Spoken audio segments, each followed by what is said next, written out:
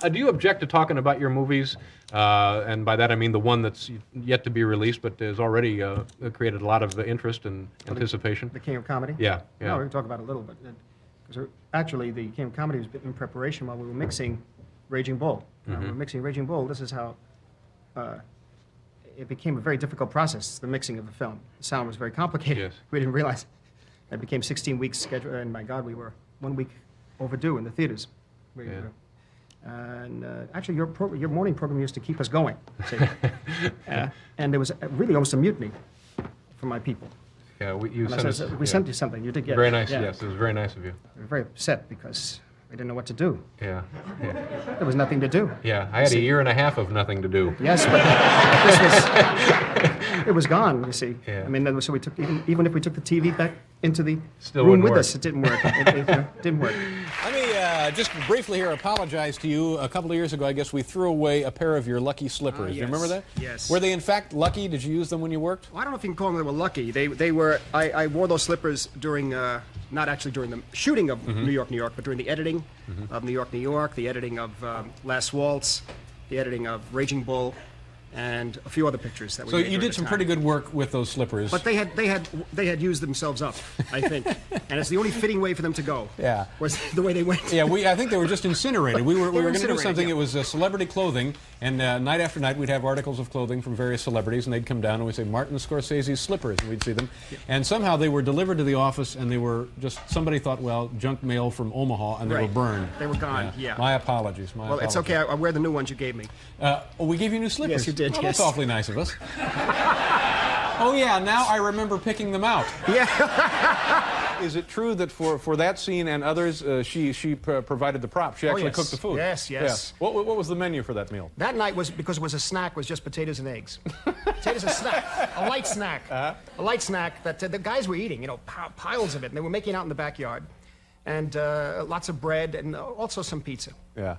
And she cooks for film scenes and also yes. for the crew, and has done this for quite a while, Very right? important. For my very first short films, we had scenes with cooking in them. But in Goodfellas, the food was very important. The menu was important, and she supervised the different dishes that were in the picture.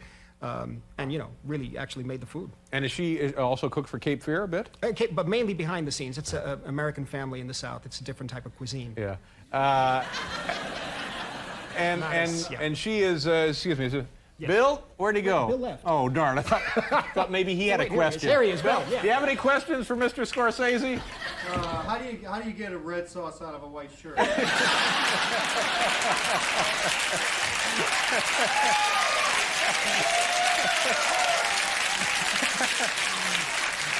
Why, you punk, don't make me come over there. This lovely woman here is Martin's mother, Catherine. Catherine, pleasure to have you with us on the program. Thank you for being here. And for us tonight, you're making what? Obviously pizza of some kind, right? No, he's supposed to learn. All right. Yeah. What is special about this pizza?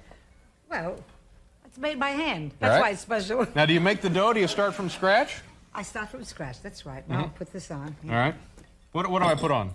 No, yeah, I'll show you how to put this on. Just All right. let me put this all over. What kind of a boy was Martin at home? Oh, Martin was a gem. Yeah? Always has been. Very good boy. Do you enjoy being in the films? Well, I have to be in the films, otherwise he threatens me. Threatening. And have there been films that you see and you think, and you have suggestions and you tell him about change this or do that differently? Well, he says to me, if it's good, I'll leave it in. If not, it gets out. Yeah. That's it. And what do you think of Cape Fear? Did it scare your shorts off? No, no.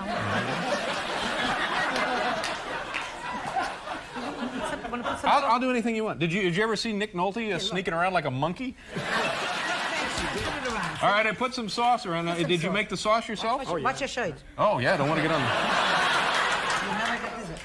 Smear it around. That's it. Nice. Not too much. Don't make it too much. It gets too heavy. All right. That's it. Robert De Niro comes over and eats this pizza? And Robert De Niro loves it. He says, I make the best pizza in the whole world. Why is this different than other pizza? Because it's made by me. Yeah.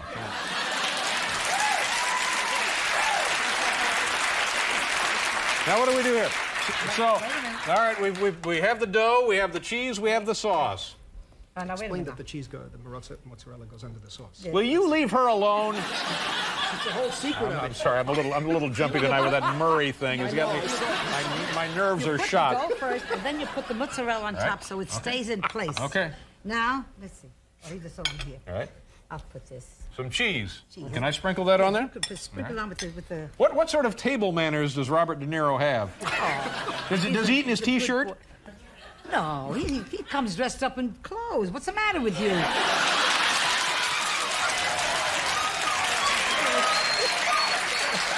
much. I don't know what's the matter with me. All right, okay, all right. We have a half a minute now. Now, Catherine, can we see the finished product here? Yes, sure. Marty, take it out. Go ahead. Yeah, you use those oven mitts, Marty. Yes, I'm afraid so. Oh boy, that's beautiful. All right. Yeah. Come on. Let's slice it up. Is that one of those guys home? You know Bill Murray? Yeah, okay. It's some pizza. You're using scissors on that. Why is I that? use the scissors because my mother-in-law taught me how to use a scissor. Right. She says you always cut it better with a scissor. Instead of using like a And knife? you don't scratch your pan. Okay, all right. Well, that's important for all of us. Don't scratch your pan. Catherine, thank you very much. It was very nice of you to come here and make this pizza for us. And congratulations on Cape Fear. Thank you very Yes. much. I'm so I'm happy. going to start with something that happened on our show a couple of weeks ago. Don Rickles was here. You know Yes, Don. Don, yes. And Don was shooting his mouth off about working in a movie with you and Robert De Niro in Las Vegas Yes. called Casino. Is that the name of the film? Casino, yes. Tell us a little bit about that experience. It seems like a great idea for a movie for you guys. Well, with Don was with us for, I think, about 5 months. Pain in the ass, Don. Oh, absolutely. Yeah. Yeah. No, Don was amazing.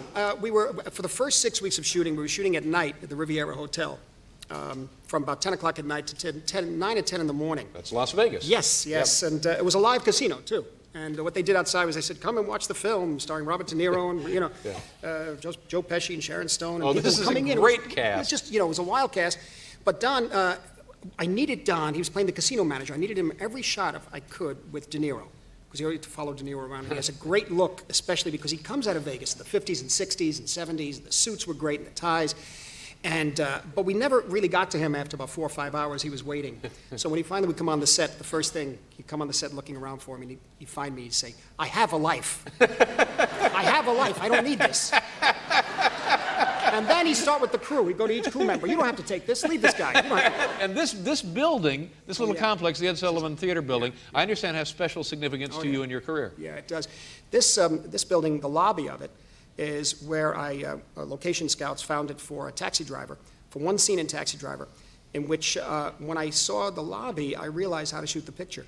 There was one shot I made up, which kind of represented to me all his I think we disorientation. have that. Oh, yeah, and this is yeah. very special to us because everybody who works here, we walk right through this lobby each and every day. Roll the film here and let's see what he's talking about. Get my flowers in the... Yeah, that's it.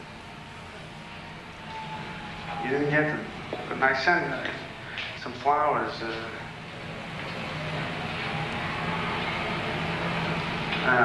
Well... Yeah. Now, is the camera still out there or not? All right, let's see what that shot looks like live right now. There it is. There. Now we fixed it up just a bit. Yeah. We have no phone, but we have the phone books. Yeah. There's that same move. There. Hey, somebody leaving early. Oh, What look. the hell is going on here? Oh, look at that. Oh, my God. Man, they're running like flies, like rats off a ship. Oh, look. Same deal. Yeah. How many movies have you made with Joe Pesci and Robert De Niro? Oh, God, eight with Bob De Niro, and three with Joe. Was Joe Pesci's first, he was in Raging Bull? Was that his first? That was his first. That's an amazing find, wasn't it? Bob actually found him in a movie that he was in. He did a very small picture. There apparently is this little industry in New Jersey that makes films. I guess sort of mob films. That's true. What kind of mob film? They make it like for under $1 million. They make it for themselves, I guess. It was called. They're making their own movies. Yeah. It was called The Death Collector. The Death Collector. Death Collector. And Yeah, Joe played a part. something for the in this. holidays. Yes, it is. Yeah, why not? It was good. Ralph DeVito directed. It was good. And Joe was in this scene. And Bob De Niro saw me. He said, this guy is great. He was running a crap game. And he came in. But he had quit the business up to that point. But he used to be, him and Frank Vincent together, they had a little act back in the early 70s. They were doing comedy together? Comedy together and also singing at Italian weddings. But now, It was really good. my feeling about Joe Pesci is, and he's been on the program, and he couldn't be a nicer guy, but he is the guy in the movies. Isn't it pretty much just that's the guy? Well, yeah, there's a line that's kind of crossed. That's true. Yeah. But he's not. Joe is a warrior. He's one of the most compassionate people I know. That's why what he's taking there is what he saw growing up. Uh-huh. And he says, I know a guy just like in Goodfellas. He based it on somebody that he knew. You think I'm funny? You think that's Exactly. funny? You think I'm funny? I'm funny? That actually happened to Joe. Letter number 3. Hey, Dave, have you ever noticed that Tony Inky Mendez looks a lot like Steven Spielberg? This letter, ladies and gentlemen, if I can have the camera, give me the damn shot. Thank you very much. This letter here refers to one of our employees, one of our fellow staff members, Tony Inky Mendez. Tony, stand up and take a bow, or just continue to squat. That's just fine. Whatever you're more comfortable doing. There you go. Just, there you go. Okay, that's fine. Stay away, Tony. All right. This letter now here is in reference to Tony, our cue card man, Tony Inky Mendez. It says the letter looks a lot like Steven Spielberg, Marcel Claxton, Roermond, the Netherlands. Oh, we're big in the Netherlands. They love us there. Oh. You know, I haven't noticed that similarity, Marcel. I have noticed, however, that our drummer, Anton Fig, looks a lot like Martin Scorsese. Does anybody ever tell you that, Anton, that you look like Martin Scorsese? No, Dave. No.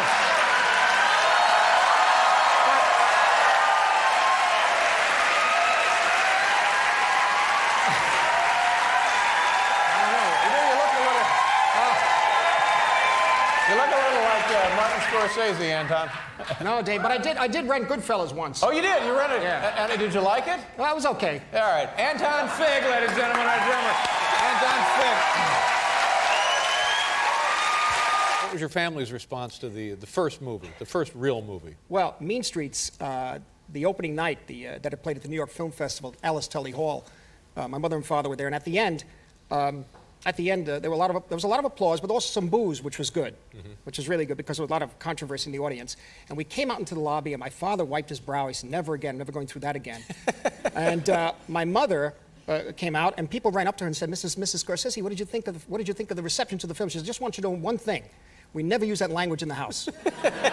And she went up to people, strangers, saying, "We never use that word, the F word, never use it in the house." But she's right, we never did, you see. The thing, of course. We use it was the streets. I don't know where he got to talk that way, she said. I don't know where he learned that. We moved everything to Morocco right away. And it was really great shooting. It's a great country to shoot in. The only thing is, I'm really a New Yorker. So the desert, like we were looking for locations. We were checking a location, a little village way out somewhere. And I was in a Range Rover. My daughter was behind us. She was in the back seat. She came out to visit. And I'm sitting there, and the French driver is driving up the road. And he stops the Range Rover. He says, "You see it?" With the French accent. I said, yeah, I see it. He said, "The Vipère? You see the Vipère?" I said, "Yes, I see it." "Yeah, come on, we want to get back." I don't know what he's saying. And I say, I see the Vipère. Viper. Oh, Viper. It was a Viper, yes. Oh. So from that point on, we had a snake man on the set. Really? Yes. Now, I didn't realize that in the desert there were snakes. Oh, yes. No, many cobras and vipers, yeah. And usually the vipers would find their way into the art department with the Italians and the British. I swear. Every day he checked out my trailer, he checked out. This guy was great. He would take them and put them in his pocket, kiss them. Here at CBS, you find most of the snakes in programming. When you're working in the city now, are things easier for you? Are things safer for you? Are things better for a filmmaker in the city now? The city's a little different now, there's no doubt. We had to, the book was written around the period of the early 90s, so you had, in a sense, you had more garbage in the street, and we put garbage in the street. Brought your own garbage? Absolutely. That's very thoughtful. Yeah, and I know. Sounds like a Martha Stewart tip, doesn't it? No, you had to have garbage. it. It was dated for the early 90s. We had to put garbage, we had to do some things, but the city has changed somewhat. We, one of the problems we had, of course, was that we were towing a picture car with a crew in one car. A picture car is a giant vehicle which you put lights on, and you have the crew and the camera and that sort of thing. And then we're also towing an ambulance with lights around that, and the actors in that. I'm in the back of the ambulance doing the dispatcher with them. And it was like a Thanksgiving Day float. And literally, it took up about 4 lanes of traffic. So the police were great, the mayor's office was great, everybody was great. But the problem was that we would have a run from 57th Street down Broadway, because we wanted the lights coming from Broadway, down 57th to 42nd. And we had to get the take. And usually it was a take, let's say, with Nick Cage and Ving Rhames, or Nick Cage and Tom Sizemore, and it got very heated, you know. But we had to stop for red lights. It takes the fun out of it. Oh, yeah, yeah. And then you have to stop, go to 42nd, come all the way around, go up 8th Avenue, come back to position number 1, and start again. Oh, my. You know. But no, the problem was we were overdoing it a bit. We did take up a lot of space in the street. Yeah. And you wet down the streets and Oh, hosed yes. everybody off? Yeah, Bob Richardson is a wonderful cameraman, does a lot of Oliver Stone films. And Bob just had that water tank truck, and he just hosed down the streets. And some of the nights, you know, it was kind of a warm night, and people had their windows open. Yeah. Yeah, and they hit a few people about 1 in the morning. They should, yeah, but they should pay you, my friend. For cooling them off and cleaning them up a little bit. Did you see any of the World Series, Paul? I see it. I was there. No, really? I was there. I went to game number 4. You did, really? Yes, it was Wow. fantastic. Yeah. But I had it. Yankees, of course, winning in 4 Every game was games. fantastic. It was so exciting, and something great happened to me. What happened? Well, I have a clip. Really? Would you like to see Yeah, it? you have a video clip? Can we roll it? Yeah. Of I going got to a the Yankees clip of game? myself at Oh, let's Yankee take a look. Stadium. Here's Paul Schaefer Take at a the look World at this. Series.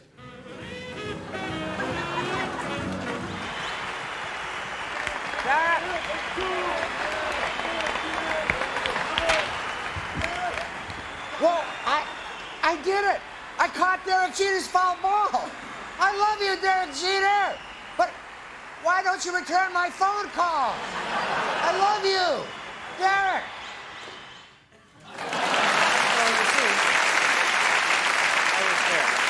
Lame. Excuse me? I don't know. Yeah, it was all right. Feel it was lame? A little lame, yeah. Well, you know, I had a feeling you might say that, and so last week I was hanging out with a very famous director. No. Yes, and I asked him if he would take a crack at it his way. So I've got another clip. Would you roll it? This is a famous director doing it his way. Yeah, sit back and enjoy Check this this out. my own self. Hello, I'm Martin Scorsese, and I'm the director of such films as Boxcar Bertha, Alice Doesn't Live Here Anymore, and Kundun. And I hope you like my version of Paul's World Series memory.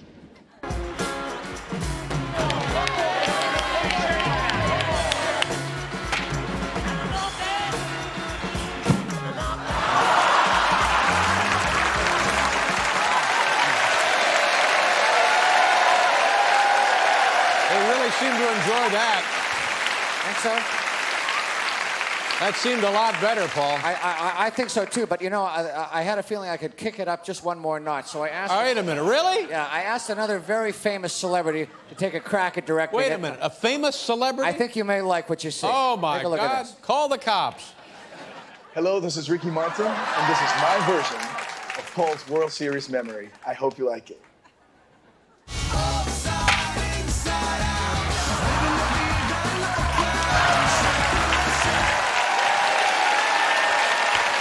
There you have different view. Yeah. Different view on it. Great.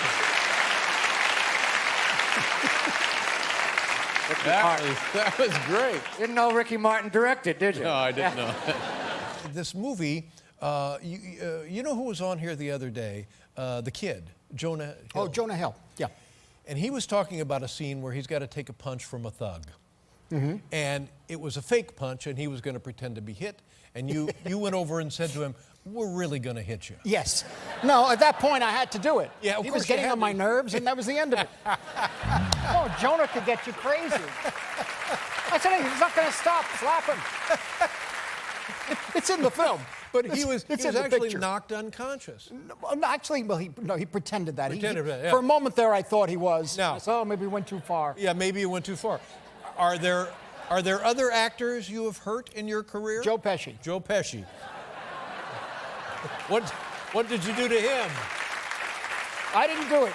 It was, you know, all the fight scenes and all the craziness in that film, Raging Bull, all the physicality. Yes. The last 2 days of shooting or something, we did a scene with De Niro and Pesci in the boxing ring over at the, there was a gym on 14th Street, which is gone now. And they had protective gear on. And this is one of the strangest things where you see these action films. I don't know how people really don't get badly hurt, because with the protective gear, there were a couple of punches thrown, and the last punch, just as I yelled cut, Bob just hit by accident, really, the protective gear on the chest of Joe, and we heard this oomph. And I said, wow, that was great. I said, what was that? That was a broken rib. And he really cracked his rib. And it was just by accident with gear on. And that's in the film, too. That sound is there. And then we had the opportunity to revisit it again on Casino. Mm. Oh, same? Same rib. No. Yes. How did this happen? Well, he was on the floor, and there was a big guy holding him down. And every time I'd say cut, this big guy who was like 200 pounds would sort of use Joe as a hassock or something. And Joe said, don't do it. Don't use me as a hassock. How many times I got to tell you? And sure enough, crack, the same rib. You're lucky you're still in business, yes. my friend. Talking about we destroyed one of your talisman, one of your good luck charm. What was that all about? Well, you used to do all these, you do some skits and ideas you had. At that time, you had one where you said, we're going to just celebrate articles of famous people. And you would say, like, I don't know, Cary Grant's pajamas. And then they would just come down, That's and right, people I will remember applaud that. the pajamas, yeah. So you urged us to send things in. And so my assistant said, listen, what about the slippers you had when you edited Raging Bull? Right. And I said, great. So we sent those in.